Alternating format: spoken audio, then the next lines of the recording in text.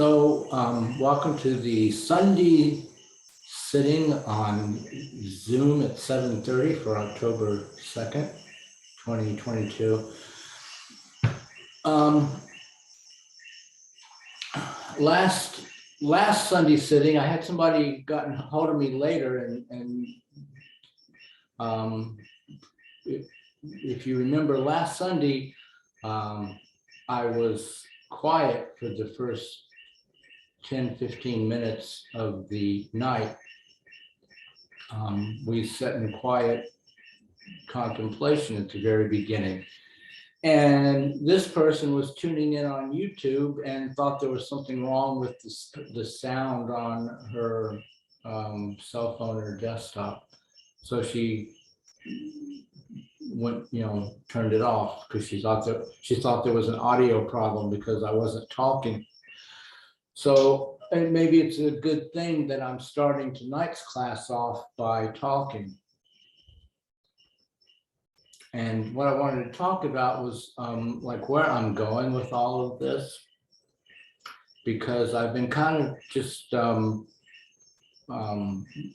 working my way through it because of the way things unfolded for me. This whole idea of embodied enlightenment.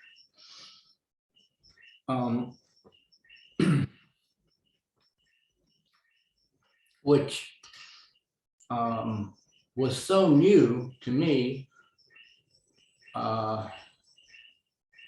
that I was struggling just to even explain it. And even in terms of just explaining it, I was trying to figure out a way, like a name for it. Like, how do you,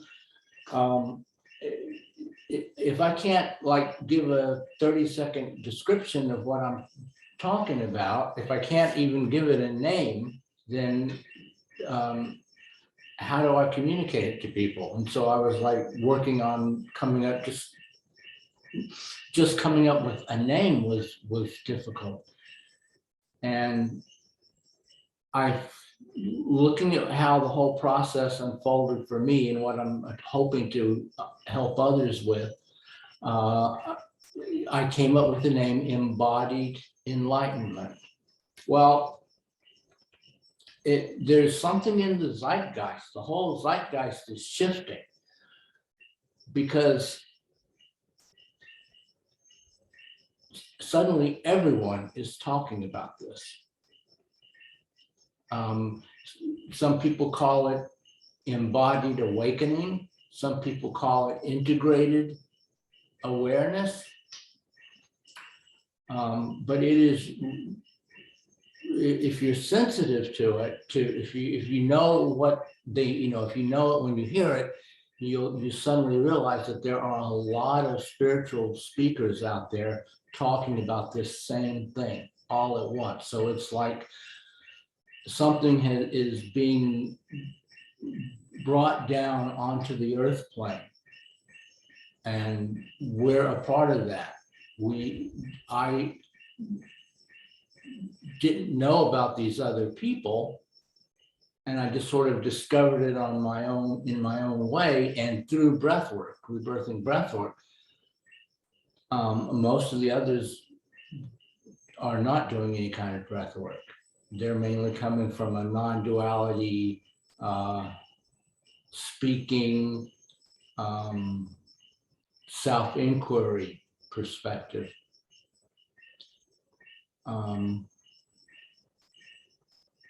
There's a lot of Course in Miracles people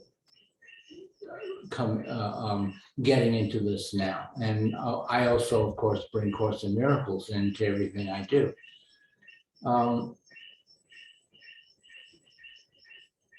Well, so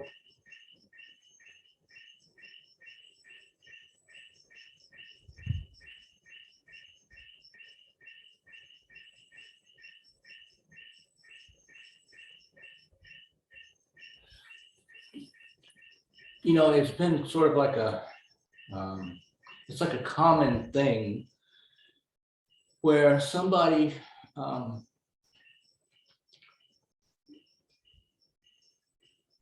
someone wakes up, so this is like a metaphor. They climb the mountain but they had a ladder that they used to get to the top of the mountain. You know, that ladder would be like a spiritual path. It might be like Zen Buddhism, or it might be Christianity, or it might be self-inquiry or meditation or yoga. But so that's the ladder. And they used that ladder to get to the top of the spiritual mountain, to get to the peak, the enlightenment, awakening, awareness. And then after they get there, they have all these people down at the bottom of the mountain saying, tell us how you did that. We want to have that too. And the person at the top of the mountain will kick the ladder away and say, you don't need the ladder. You can just come up here. You don't need the ladder. And the knock on that is the ladder is how they got there. So oftentimes, you know, the ladder is how they got there, but once they get there, they tell everybody you don't need the ladder. But that's what got them there, and that's what got them there in the first place. And so it's kind of puzzling and maybe even a little discouraging to the ones following after them. And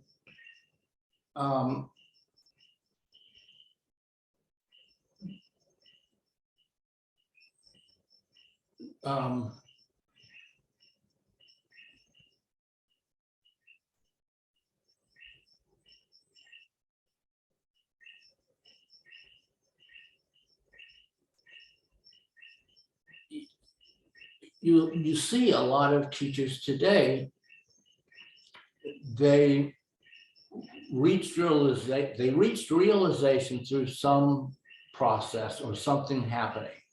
But then when they start touring the world teaching people, they never teach the thing that happened to them or the process that happened to them.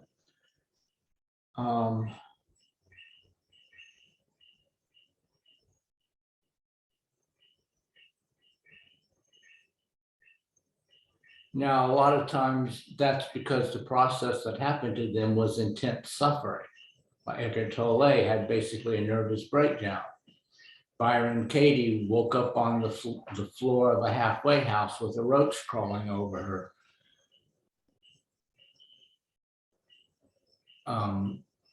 And so they would like to save you the trouble of going through that. But they don't even really talk about how that experience affected them energetically in such a way as to bring about this shift. They just basically talk about what it is like now that the shift has occurred.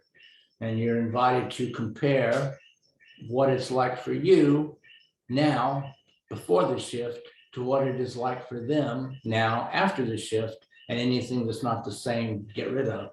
You know, easier said than done. Again, they had a ladder that they climbed up to the top of the mountain with.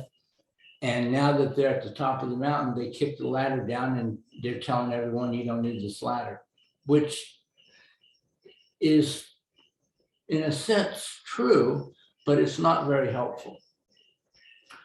So I'm coming at this from a slightly different approach. I use the ladder of Rebirthing-Breathwork to get to the top of the mountain, but I'm not kicking the ladder away now and telling everyone you don't need the ladder. But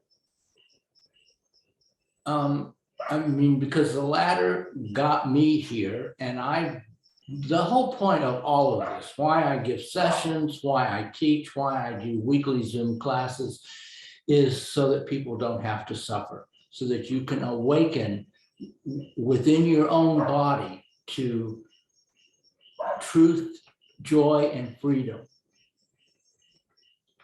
And I did it. My ladder was Rebirthing-Breathwork. Now that I'm at the top of the mountain, though, I look around. I can see things from here that I could not see when I was halfway up the ladder. And I do see there are other ways of getting here. The ladder coming up that sheer cliff face is not the only way. There's actually a way where you can walk up. You don't need a ladder. The slope of the ground is fairly not real steep, and you can walk up it. And that's the approach, the conceptual approach, the non-duality approach, even the Course in Miracles approach to all of this to a certain extent. And so and it's easier than climbing up the ladder. You can just walk up. So that's what people mean, that you don't need the ladder. You don't need the path. You can just come up here.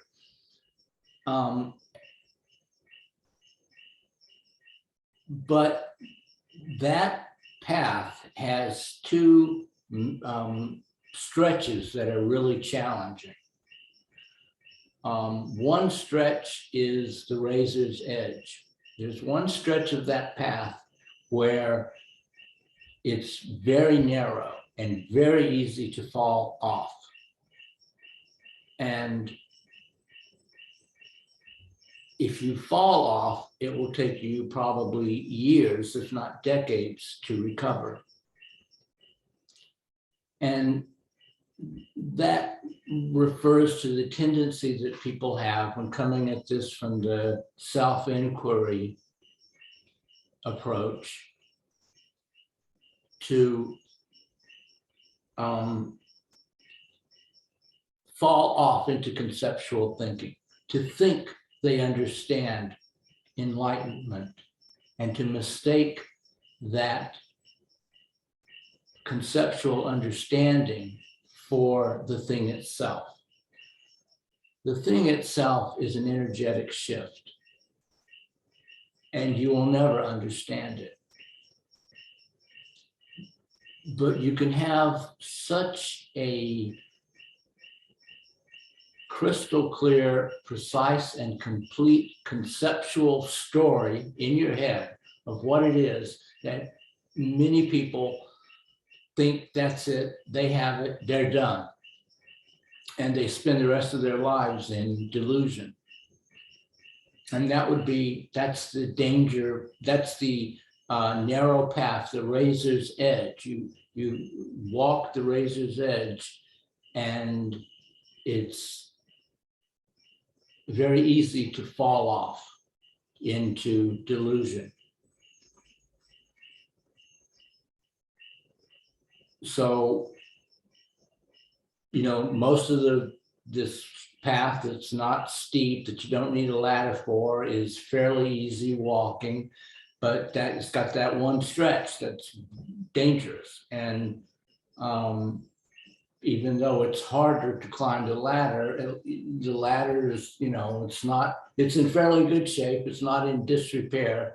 You probably won't fall off. So it may be more work, but in the long run, it may be safer. So that's one stretch of this alternate path. And then there's another place on this alternate path where the path appears to be blocked by this big, huge boulder. And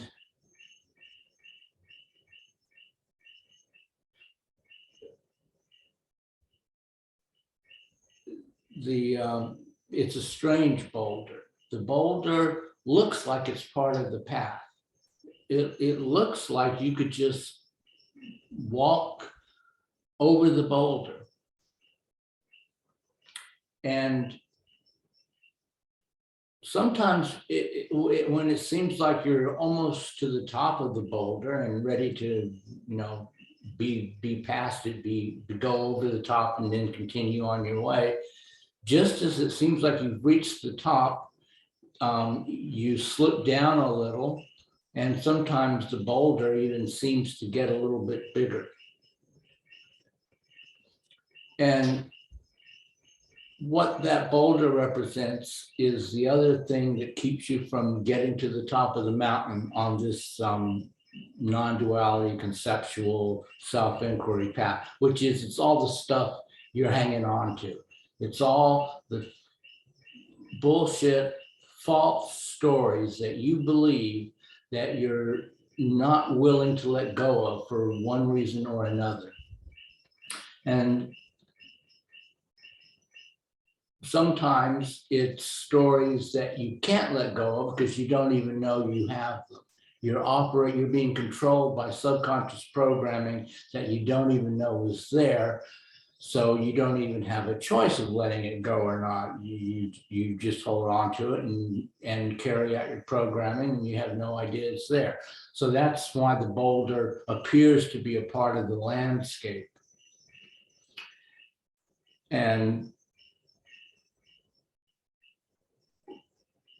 when you almost get to the top, but then you slide down a little, or the boulder seems to get a little bit bigger, that's the metaphorical equivalent of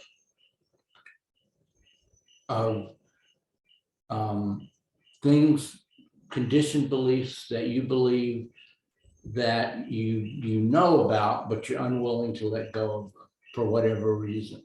And so they just keep knocking you back down. But there are still ways around that boulder. And like looking from my vantage point, I can guide people just like on the, razor's edge. Hopefully I can keep you from falling off, encourage you, tell you things like, you're almost to the wide part of the path again, where it gets wide again, and then you won't have to worry about falling off, just a few more feet, keep going. And then with the boulder, sometimes like I can see handholds at the top that you can't see. And so I might say, shift over to your right a little bit. And then when you get higher, there's going to be a handhold that you can put your hand into and get stable. So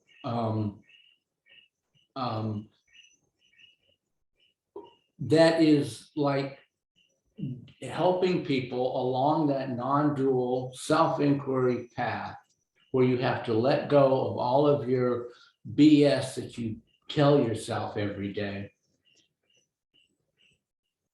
And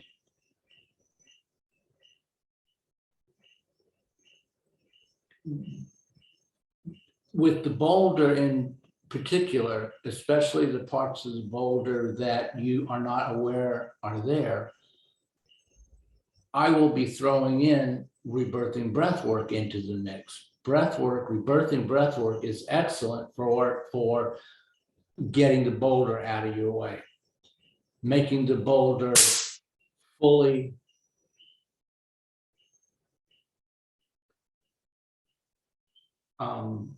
visible, so that it's not tricking you, making it easier to climb over or around the boulder. So I'm talking about how breathwork got me to this place, and how breathwork could even help someone following the more traditional path, because they can augment, they could either do just breath work. And I believe, the thing about breath work is that it's always good if the person giving you your session, it's kind of an initiatory type of deal. You can't get any further in your breathwork sessions than the person who is giving you sessions.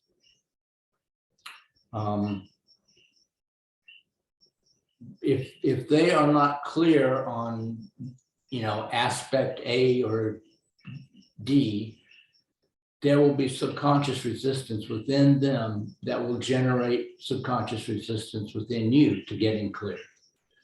So it is like an initiation. And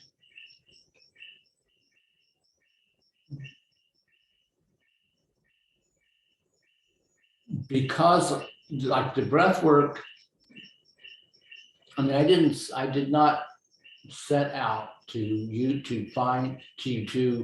get to the top of the mountain with breath work. I was just doing breath work. And it actually did not get me to the top of the mountain. What it did was it got me to the top of the ladder, and then seeing the mountain right there and realizing it was only a step away,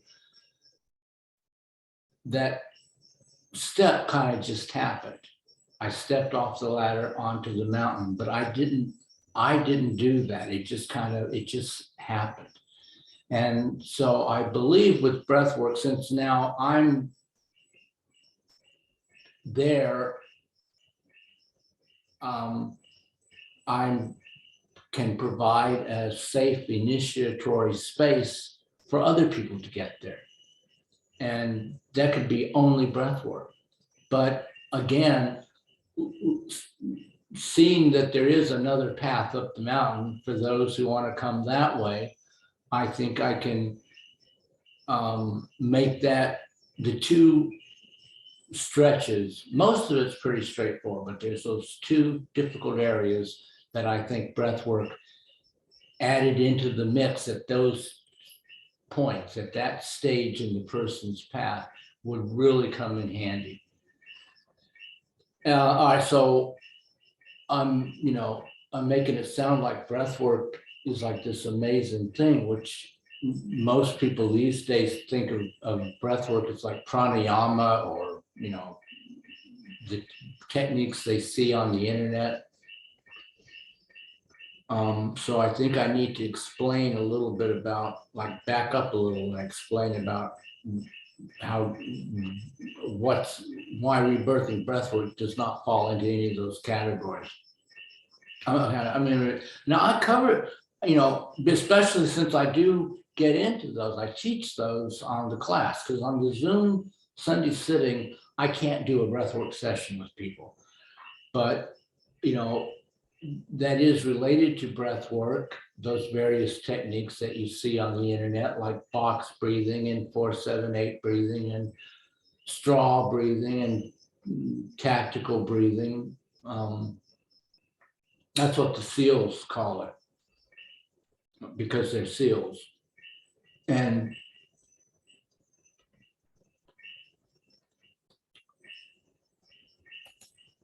they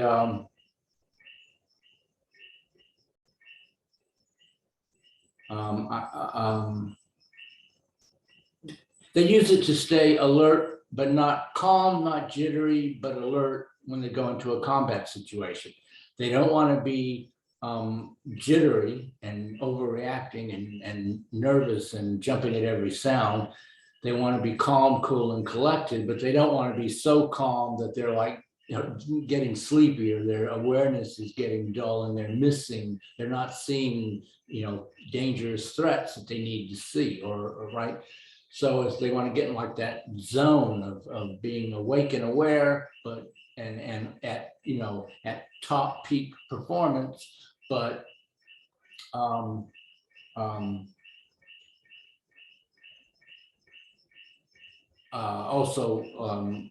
calm and centered.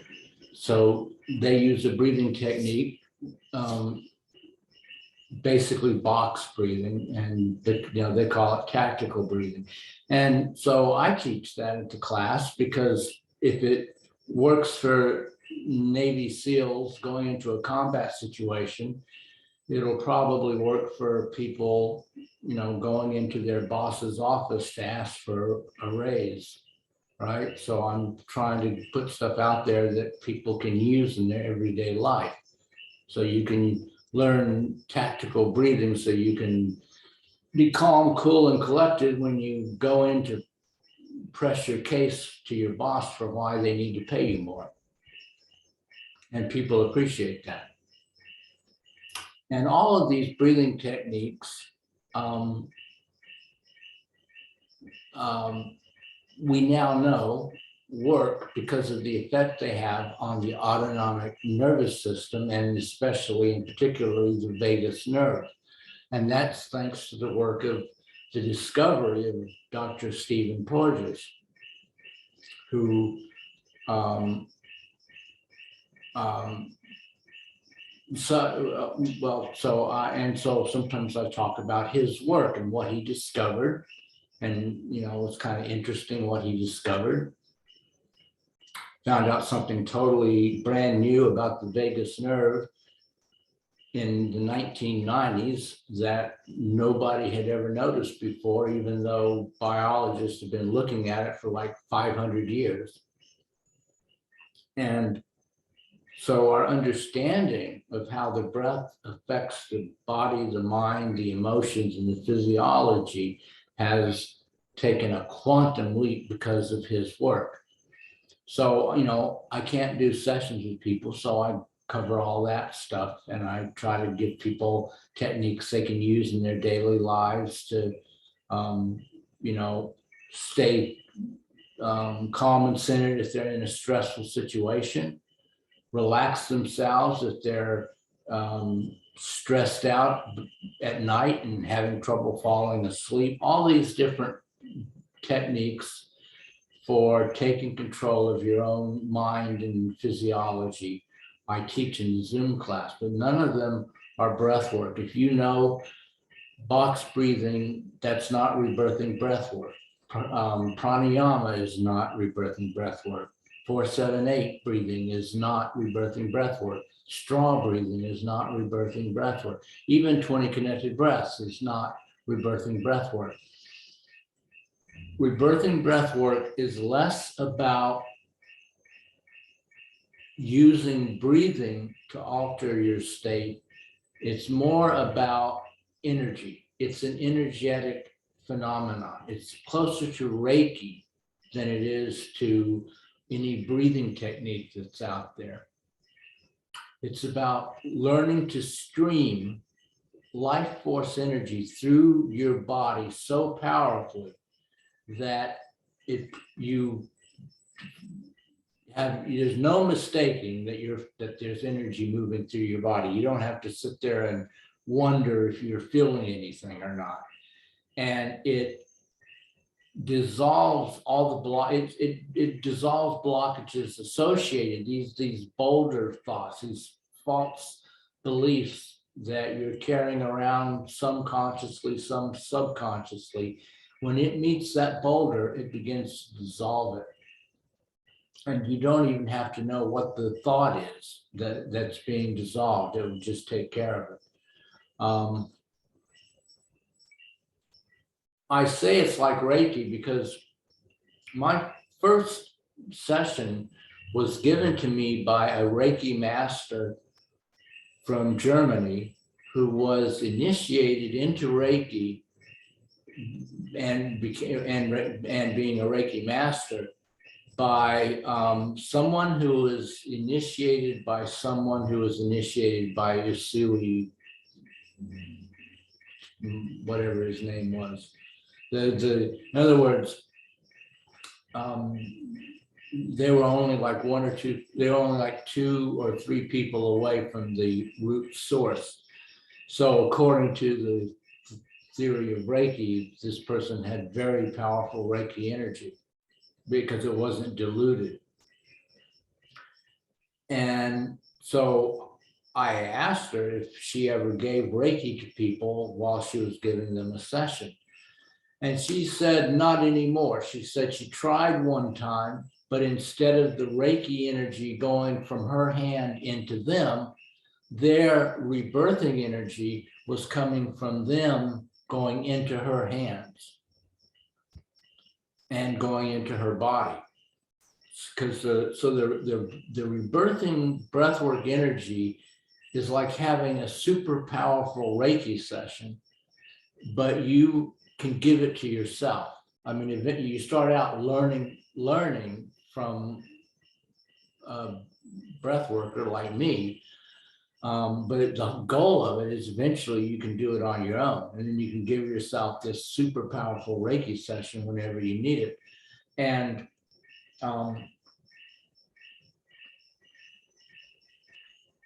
there's nothing wrong with the Reiki energy going into the person's hands. It's just that when you're giving someone a session, you want to be there fully present for them. Like there used to be, and there may still be, like one method of giving someone a session is you just lay down next to them and you start giving yourself a session and tell them to watch you and copy you. But that doesn't really work, because if you go into your own session, you're completely, the rebirthing session is puts you in an altered state, and you're profoundly relaxed, and you're cleansing your body, and you really are not in a position to be focusing on your client. So I don't think it's a good thing to do it that way. So if the person is trying to give you Reiki, but instead the energy is going into them, if they don't, if that master Reiki person had not broken off the contact, eventually she would have gone into her own Reiki session and not been there for the client. So that's why you don't do that. But the point is this person had fairly powerful Reiki energy, and yet the rebirthing energy coming in was a lot more powerful. And that's the energy that I'm talking about that can get you up that ladder and get you across the razor's edge and get you over that boulder. It's not, straw breathing's not going to do it.